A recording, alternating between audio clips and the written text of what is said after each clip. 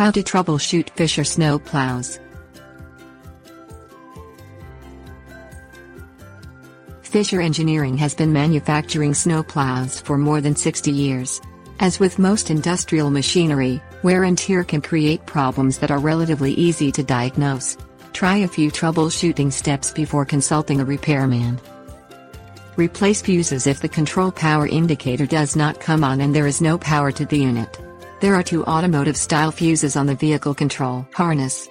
One fuse operates the snowplow park/turn lamps, the other is for the snowplow control power. The replacement fuses should have the same amperage rating. A fuse with a higher rating could damage the system. Remove any excess snow and/or ice from the blade if the snowplow won't raise or only raises slowly or partially. Check for sufficient hydraulic fluid in the reservoir. Fill the reservoir, if necessary. Always use a Fisher recommended hydraulic fluid. Make sure the snowplow's battery unit has sufficient charge and is free from corrosion or dirt if the plow's angles, or wings, move slowly or partially. Check the charging system and replace the battery, if necessary.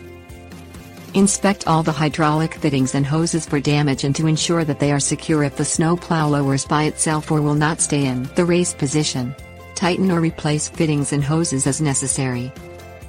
Check that the vehicle's lighting harnesses are securely connected if the snowplow headlights operate irregularly or not at all. Inspect for burned out bulbs or corroded light sockets. Replace the bulbs and sockets, if necessary. Make sure the snowplow control harness is securely connected if the motor does not run. Tips: warnings. Do not mix different types of hydraulic fluid. Lower the blade when the vehicle is parked.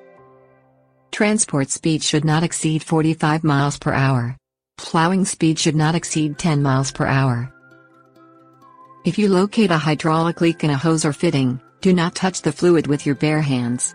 Always wear gloves and safety eyewear when maintaining or inspecting the plow unit.